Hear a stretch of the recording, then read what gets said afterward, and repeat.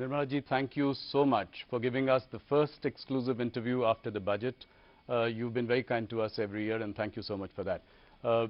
Millions of people are watching you across India through CNBC TV 18, CNN, and our News 18 channels across the country.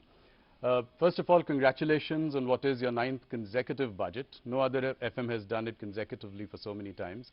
I think it has also been a period which has been marked by a lot of turbulence. You've seen it all. You've seen the pandemic. You have seen some shooting wars and now tariff wars. And through it all, you have steered the economy. I think if you look at the bigger picture, a job very well done indeed. You know, it is one of the fastest growing economies in the world, any consequential economy in the world. You know, you've managed to keep fiscal discipline under check. You've also kept inflation well below 2%. So the big picture really looking good. I'll ask my first question, which I always do when I start. You know, if you look at the reactions of the budget, some people have called it a status quo-ish budget. People have called it a conservative, cautious budget. How do you react to this, you know, people saying no bold reforms this time? Of course, much is there in the fine print, and it is all coming out. The markets have, you know, come back today. So what was weighing on your mind when you were preparing this budget?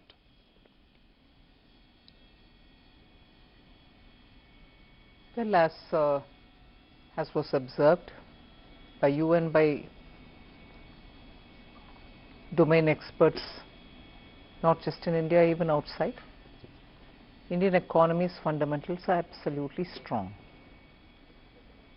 It is the global uncertainties, which of course always every government has faced global uncertainties of different order, different level.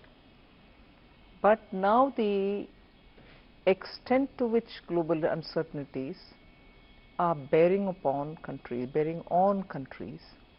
and impacting decision making is of an order that we have never seen before. So certainly we had to keep that uncertainty in mind and plan for what is going to happen this year and what is going to commence in the next 5 years from this year. In that, a new finance commission cycle starts. And above all, like the Honorable Prime Minister said, this is going to be the first budget in the second quarter of 21st century, which is up to 2050. Yes. In between, closer to 2050, is 2047, when Vikasit Bharat will have to be achieved. So our direction, our goal are all set. So it was for us to, keeping in mind the global uncertainties, plan for 1, for this year, 2, for the entire finance commission cycle, and 3, leading up to Vikasit Bharat, how do we want to take them? And that is why, slightly differently from every other budget, this time a lot more was said through Part B, right, which actually is unusual because it's not just the tax proposals taking us towards 2047. It also shows how we want the administration to respond, whether it's tax administration largely, or how the fiscal policy and other things are derived from it. And that is why I think this budget, everyone is welcome to have their view, and I respect that. And I try to understand why a certain perspective has come out. Even if it's criticizing it, I try to understand what is the basis from where they've come. But to have had Indian economy grow at the fastest rate from among major large economies, not just 1 year, not just 2 years, now for steady 4 years, it is the stability point that I want to underline. Prime Minister's political stability because he is in the 3rd term, yes, and also his understanding of how you respond to business has remained the same always. We have to be receptive, we have to enable, we have to remove we have to extend the red carpet but remove the red tape simultaneously, and ease of doing business. These are consistent policies. Tax certainty bring stability for businesses have been the core beliefs. It's almost a code for him. And that is why, remaining in his third term, he has given the message of stability through this budget. Just one last line on this particular observation is stability and also making sure businesses are able to do business in India at a time when global uncertainty is making decisions difficult for even businesses from outside to come into India. So we are clearly projecting India as a place where businesses can be done, and the large Indian consumer market will have to find its own higher levels of achievements, so opportunities for them. So that is, I think, therefore, this message. So vision, searching for vision, or saying this budget has no vision, is, I think, not understanding the perspective with which we are coming. And one last point here, budget and aside from budget, reforms continue. We have done several reforms, not through the budget, Yes. but yet outside of it through the year. Yes. That is why the expression Reform Express, it is continuing to move and move at a good pace. So not just the budget, please look at the performance. No, you have done that with GST rationalization, which was outside the budget, a bold reform there. I think there are reforms here as well. What would you consider as some of the signature highlights of this budget? The customs overall, some of which have been, several of them have been mentioned in this budget, but there are several which couldn't be mentioned for want of time, and also the fact that there are few more which will carry on further. So the complete overall of customs is a major signature, and of course as a reform that, but looking at the frontier areas, investing in them, promoting R&D. So you're projecting a nominal GDP growth of 10%. What is your outlook for inflation and your estimate for the real GDP in 26-27? I think we've indicated it very clearly in the budget. I'm very sure that inflation will remain within the tolerance band, and therefore inflation doesn't have to worry us much. And everything therefore looks at it from the point of view of, if there is a deflator which is going to remain low and stable, it will have an impact on your estimates. Yes. No, you know, if you look at the GDP growth in the last 2 quarters, 8% has been impressive. Do you think that we can sustain this like China did for many years, an 8% growth? Do you think India can do that in the longer term to be able to grow at the clip that we are hoping it to achieve? Yes, and that is why the stability of the government and also the policy of the government matter. Okay. And do you think, what is feasible for India considering that the nominal GDP has been on a decline since FY22? So where do you see the nominal GDP going in the next couple of years? I strongly believe once the fund flows come in, because all of the factors are strong, all of the factors have really been the strength of India. So your macroeconomic is, 2 days ago we had this news report saying foreign exchange reserves have touched and crossed 700 billion. Yes. So you have every indicator doing well. So what is that one thing which can make a difference? That one factor which can make a difference, and this is common knowledge, is if there is more funds flowing into India, that itself will give us a big relief. And for that, those who went out also went out booking profits. Right. So India will have to draw a lot more funds for investments in India. We'll come to fund flows in a little while. An interesting thing that I noticed, World of Statistics says that China contributes 26% of GDP growth in the world, global GDP growth. India contributes 17%. Right? So overall put together we are 43%. US has done a mere 9.9%. Elon Musk had an observation here. He said that the balance of power is shifting. Would you agree with that? And how soon can we close the gap with China? It is the truth that China and India together contribute so much. That's a fact. For India to aspire to bridge the gap, yes, we have to work very hard. And there are sectors which will have to be given greater stimulus.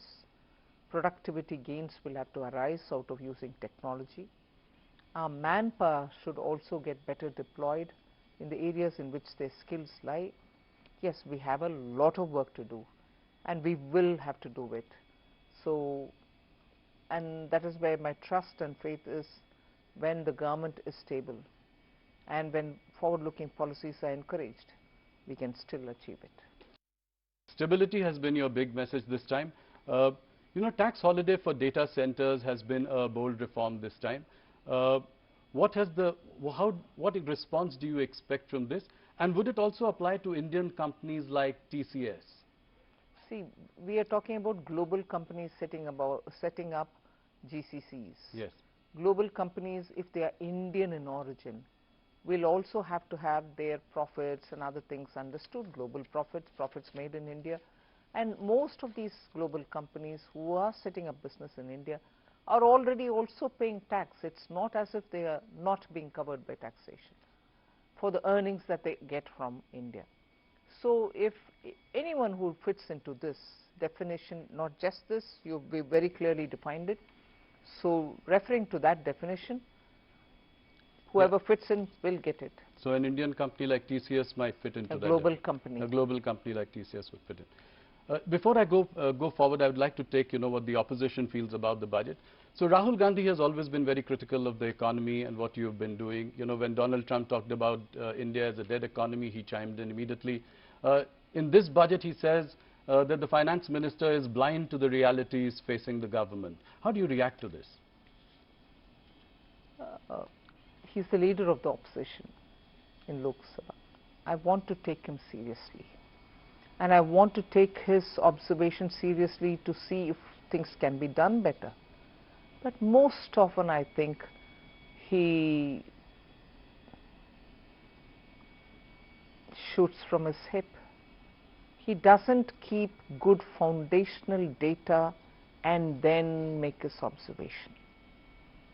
I think on the dead economy comment, I'm not referring to anybody else, but being in India, being in the parliament, being the leader of the opposition, hearing all the questions being asked during question hours, replies being given, written, standing up, ministers say, that one comment in his haste, voicing the comment made by somebody else from outside. You are a member of the parliament, you are a leader of the opposition.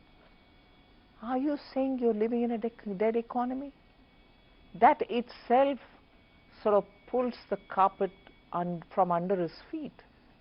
You need an opposition leader who speaks with data and with such heft that the government will have to answer you. Now, when you speak sometimes without any kind of basis, I want to respond to him, but what do I respond on? Yeah. You're speaking out of thin air. India deserves a better opposition party. I'm not commenting on individuals. The party should do a lot of homework to make its leaders speak responsibly in the House. The one thing that you did this time which, has become a subject of conversation, the markets also reacted, was increasing STT in the derivatives segment. And I've heard the comments by, your secretaries who say that it was to curb rampant speculation. Could it have been done differently, by managing margins or contract sizes? And was it a prudent thing to do at a time when, the global sentiment is the way it is and the markets are also on a weak footing? How do you react to this? There are many observations that you're making on which opinions can differ. Yes. There are people who within India comment saying India's markets are overpriced. I'm not even getting into that debate. Sure. The Revenue Secretary made it absolutely clear. It is not for revenue considerations that we've done this. Yes. It is not on all STTs. Yes. We are only touching on futures and options. Yes. Cash is not even touched. No. So it is the speculative tendencies, and in fact the Ministry of Finance has received several parents, elders who call us and say, are you going to sit and watch people lose money? And one of the studies showed that 90% of people who've gone into futures and options have lost money. Yes. Of course, the market regulator will also do his or her bit. The institution will do its bit. So we've only tried bringing in a deterrent where speculation is rife. We are not touching the market. Other STTs are not being touched. No, thank you for that clarification. Let me ask you a slightly directional question. You know, whether it is long-term capital gains or short-term capital gains, in the last few years they have only inched up, when, you know, most of the other taxes have really gone down. So how do you, you know, I'm asking you from a broader perspective, you know, as the finance minister, how do you see this pan out over the years? I don't agree with you when you say it's inched up. Yes, it has gone up, or it is rationalized so that all asset classes can be treated equally. Right. And that's the logic and reasoning behind that particular rate change. Right. It wasn't done with an intent of earning out of it, but the disparity and the, you know, differential couldn't be sustained. So we had to rationalize it. And in fact, after that we even gave that option to say, you choose which one you want to have. Right. I remember standing up during the government amendments time, the finance bill passing time. We brought in that flexibility to the people who felt that they were, you know, shortchanged. So that was rationalization. That wasn't for kicking up the rates. So you think that the current rates are comfortable and The stable approach towards tax incidence, or keeping tax incidence stable, yes. has always guided us. Let me move to something else, which is that RBI has reduced benchmark repo rates by about 125 basis points since 2025.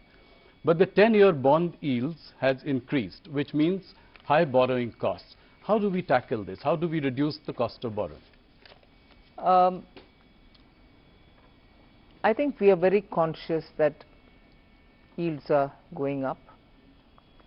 Again, without shifting the blame or the responsibility, it is dependent on so many different factors. Yes, crowding in is one of the things on which the market gets heated up and yields can go up. But it's a fact that given the levels of developmental activities which all of us want to ramp up, both central government and state governments, going to the market is one way of raising your fund. But the yields going up also pushes back, and therefore people who want to look at better timing go back without raising the funds.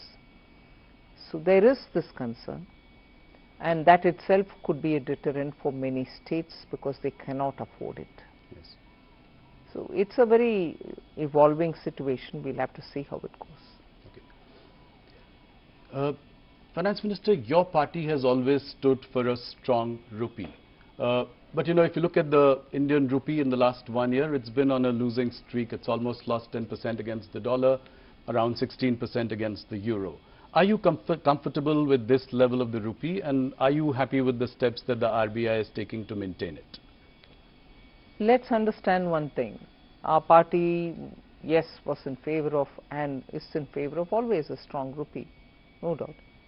But it's also got to be predicated in the context of how the economy is.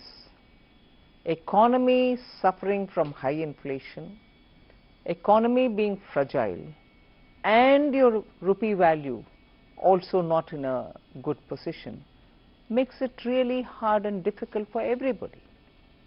But one thing I can clearly say is economy is fine and fit. Yes. Your macroeconomic fundamentals are strong. And that's not to say, look, therefore are you being indifferent to dollar, rupee dollar exchange rate? I'm not indifferent. But I'll also look at it from the realistic challenges that we have to understand where rupee is finding itself now.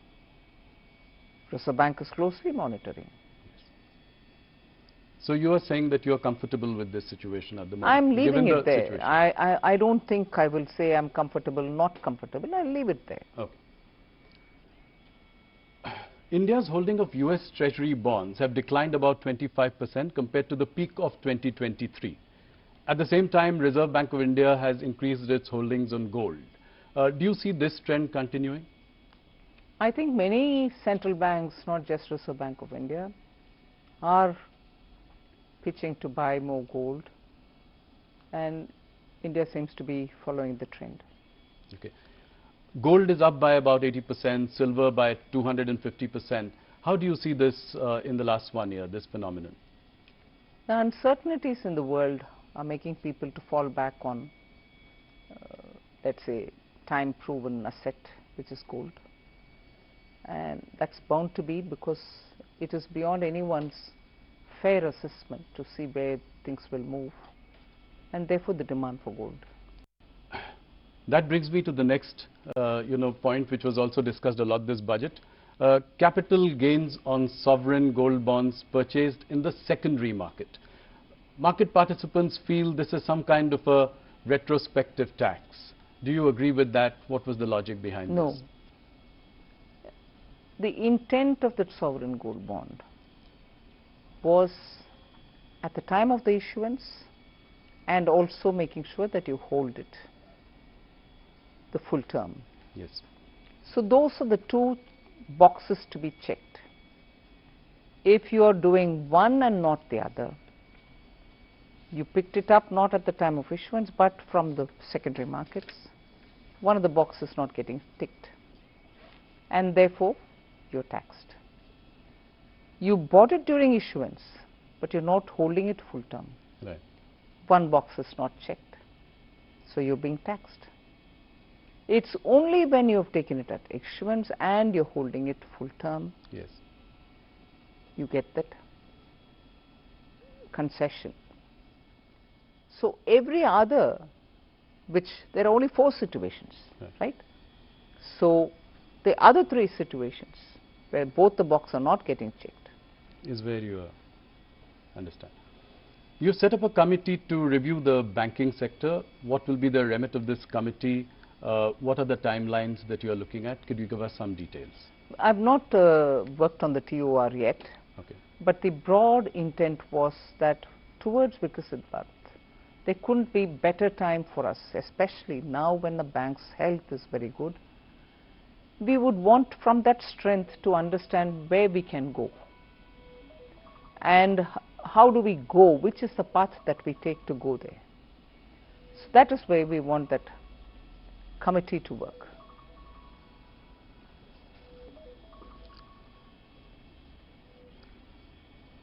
You know, in the past you have been disappointed about private sector, capex not picking up.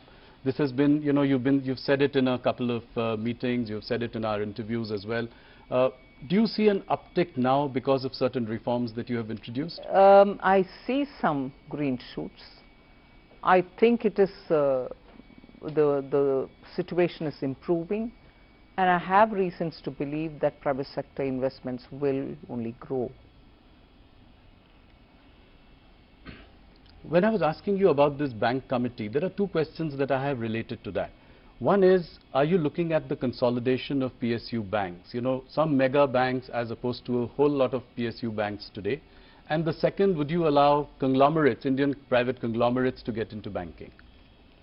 That's for the committee to tell me. Of course, I've told you that the terms of reference is not made yet.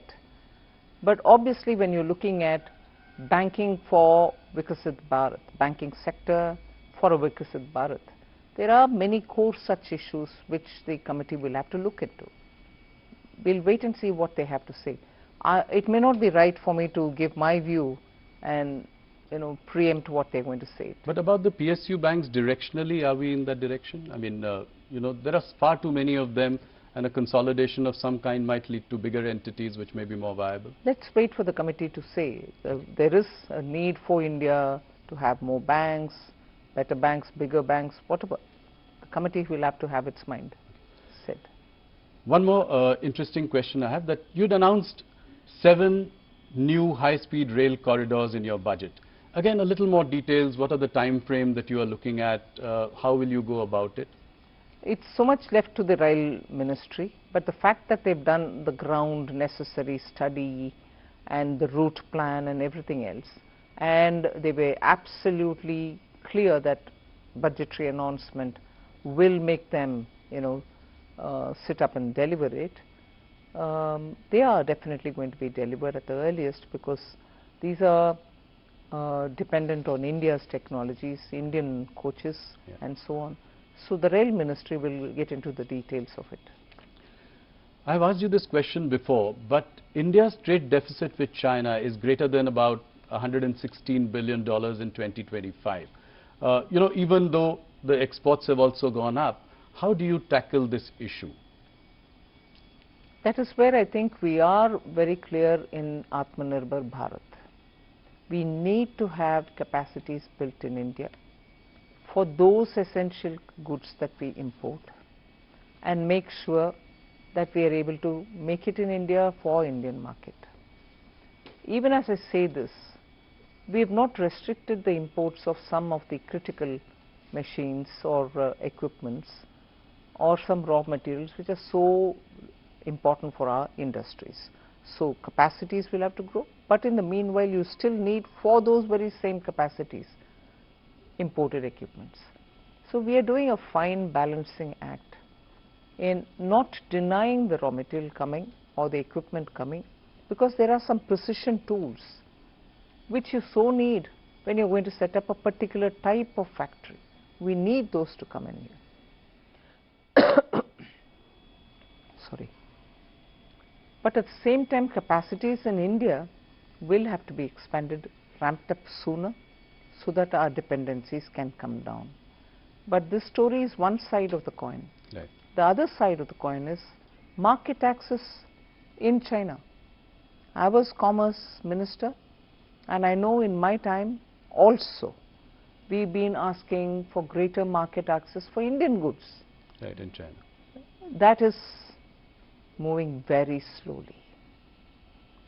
So now that the relationship with China is improving, would you consider relaxing restrictions on investments by China through Press Note 3? That would really take the relationship to the next level. Well, some discussions were happening. I'm not sure where it is reached as yet. Once we arrive at something, I'll be able to expand on it. Sure. Nirmala ji, there are many tax litigations going on in the country. You've done a lot for ease of doing business. Tax uncertainties are there. Only in IT, rupees 25 lakh crore disputed amounts are pending. You'd come out with Vivad Se Vishwas.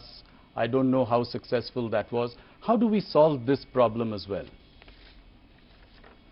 I think even in this budget I have given both for direct and indirect taxes, ways in which we can settle such disputes.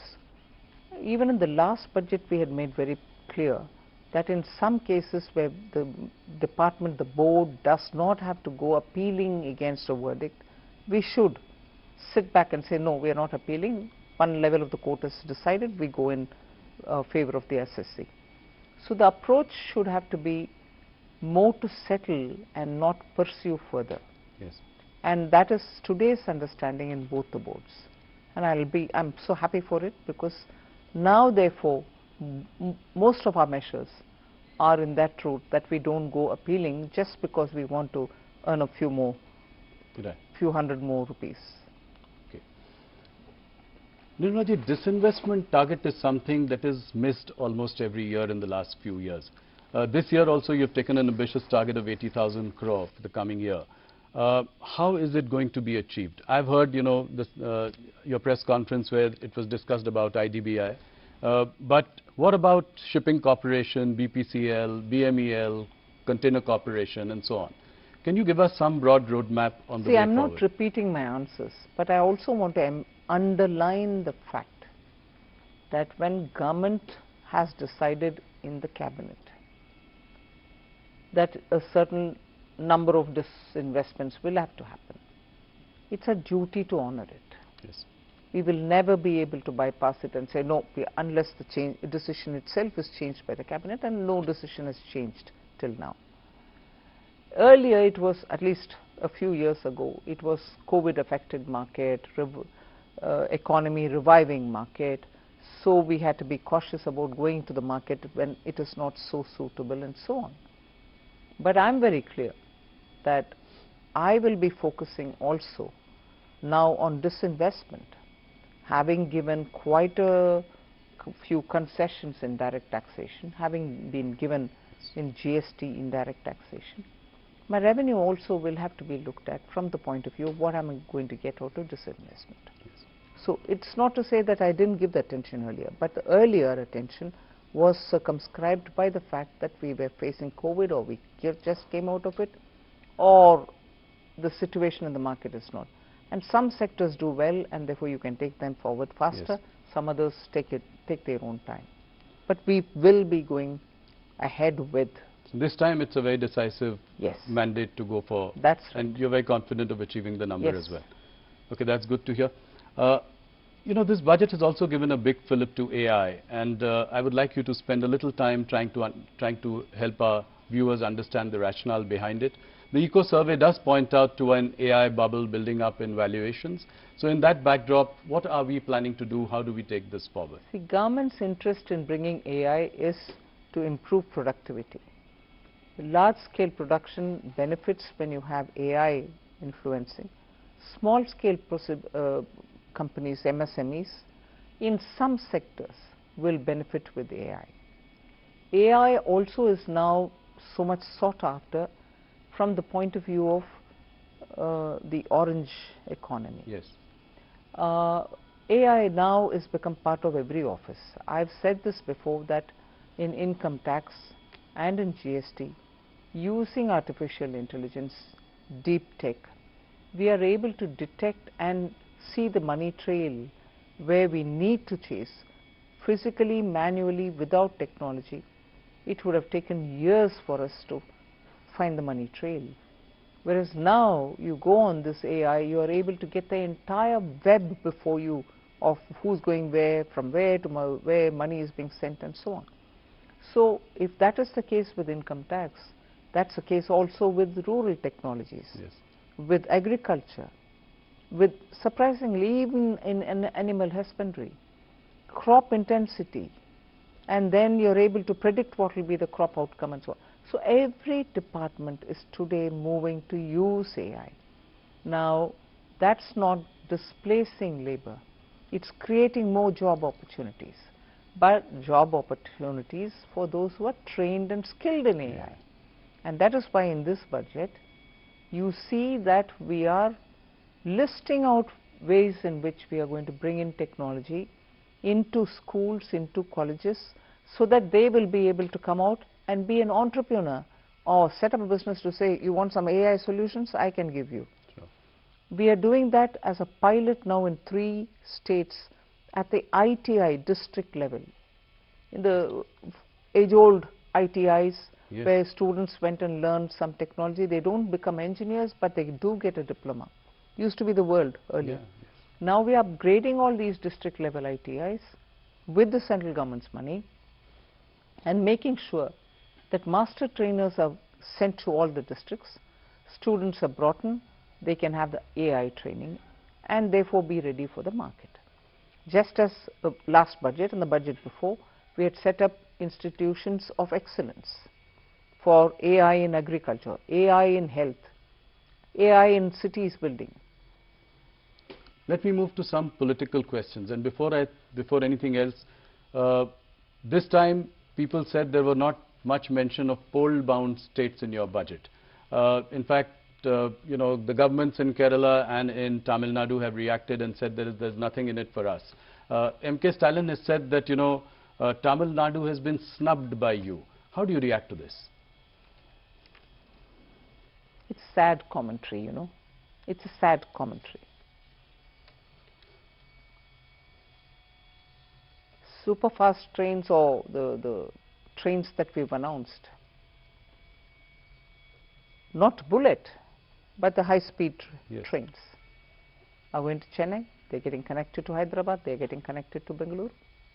In fact, I was reading somewhere that once this comes in, the travel time between Chennai to Bangalore will be 1 hour and 30 minutes or something like that. Yeah. Is that not happening for Tamil Nadu? I had gone a couple of years ago when that Oki cyclone happened to Tamil Nadu, particularly to the districts which are adjacent to the coast. Every coconut tree had fallen flat. We couldn't even get enough saplings for those farmers that time, because everywhere they were looking at saplings from Karnataka and so on. Now Kerala and Tamil Nadu, both of them are election-bound states. Yes.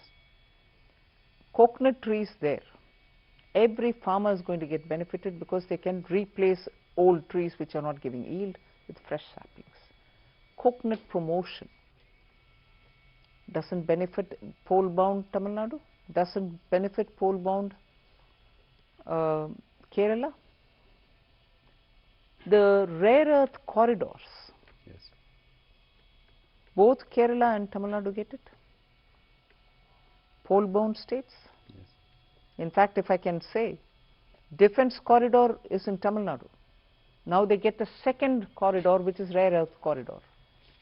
Are they suggesting that these are not activities which are going to benefit Tamil Nadu? I've taken the name and said, snubbing Tamil Nadu? I can't believe this. Look at the allocation for Vikasit Bharat, Gram, Ramji Act, Yes. G Ramji Act. 95,000 crore is being given for it. The replacement for Manrega. Yes, I know. Yeah. But equally, I'm not denying all the dues which are in the old scheme, the overhangs. 30,000 crore for that. Put together, it's 1,20,000. Is that against Tamil Nadu? Third question. Fourth, look at the way in which, not just coconut, we are looking at sandalwood. The moment there was a time in Tamil Nadu, school children would immediately recall the name of Veerappan, this sandalwood smuggler. Yeah, Today the government is not talking about lawlessness or anything. It's saying, I want to promote sandalwood growing. Farmers who are cultivating sandalwood, I know of some farmers in Andhra Pradesh, South Andhra Pradesh, who are growing sandalwood, but because it is not given permission, the farmer is not given the permission to cut and sell it, he is encumbered with it. Won't it benefit the farmers there? of course. So there are ever so many, and semiconductor, Yes. electronics 2.0, 40,000 crores. Where are these industries? They are not in Tamil Nadu. Semiconductor industry, when you stand next to the company and take a photo saying, oh, Tamil Nadu has received this investment, isn't the policy of the government of India helping you to get it? Why mislead people? Be proud that you're getting it. I think Stalin has definitely touched a raw nerve here. But the second question, M.K. Stalin is framing this entire battle in Tamil Nadu as a Aryan-Dravidian battle. How do you see this? It's not new. Yeah. No, how do you see this, and what do you think are the narratives that are being set for this election? It's a completely separatist mindset which rules the ruling party of Tamil Nadu. They've lived with it. They continue doing it. It is a tendency to make Tamil Nadu appear very different from rest of India and give a picture of we don't care what you do, we are a separate state. That mindset is what they want to feed continuously, Yes. which worries me. People of Tamil Nadu are not like that. the current leadership of Tamil Nadu wants to play on this wedge driving. And that is why for every such comment that they get, there are people who respond, and these people would build on it. It's a sad state. I'm not sure I want to credit anybody, but Tamil Nadu has not seen it this bad as it is seeing it under current dispensation. But why has BJP not really done well in Tamil Nadu? You have a vote share of about... It will take time. And how confident are you to... A national party like Congress, yes, which lost power 60 years ago in Tamil Nadu, is playing fiddle to the current government, and it is always standing up only with the crutches of a party with whose alliance they try to win some MLAs and few MPs. They are not able to come back to power. Whereas Tamil Nadu was never under BJP, we are now trying to serve the people and enter to win some seats, and also now we hope we'll be able to, the alliance will be able to form a government there. How big is the Vijay TVK factor in Tamil Nadu?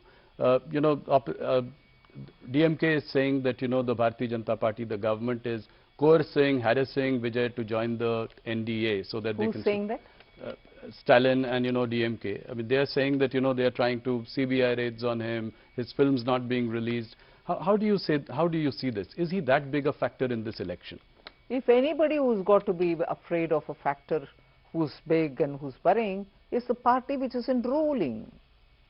So why should we be upset about, if he's a threat to the ruling DMK? I don't need to be worried about it. But if he's on your side, then it can make a difference. That's a different story. So DMK being worried about Vijay, I can understand it, because DMK on Vijay on the one side, either with or without us, the ADMK alliance, the NDA alliance, now very strong, also coming up, are all making DMK, although they are in power, completely insecure. That is why you find all kinds of freebies being announced even now. If you've been in power 5 years and you've governed well, whereas I would allege that they didn't govern well because lawlessness, drugs, like never before in Tamil Nadu. But if you had governed well, and that's what you claim, why would you want to throw all these freebies now? But is the BJP worried that, Vijay could come together with Congress? They are both making overtures with, to each other. So is that a worry that, that could be a formidable combination in Tamil Nadu? Where's Congress in Tamil Nadu? Despite the crutches that they're holding, the DMK crutches that they're holding, where's Congress? And today it's a divided house. Congress in Tamil Nadu is a divided house. Let them make up their mind where they want to be. One group wants to go with TVK. Yes. And the other group wants to remain with DMK. They've embarrassed themselves by wanting to be there, reap benefits there, but yet wanting to go to a new alliance. But haven't they messed themselves up? But do you think Vijay is the X factor this election, and is he consequential this time? Only the election can prove it. Okay. Thank you so much for taking so much time and answering all our questions. It was indeed a pleasure talking to you. Thank you, and look forward to the next interaction. Thank you very much.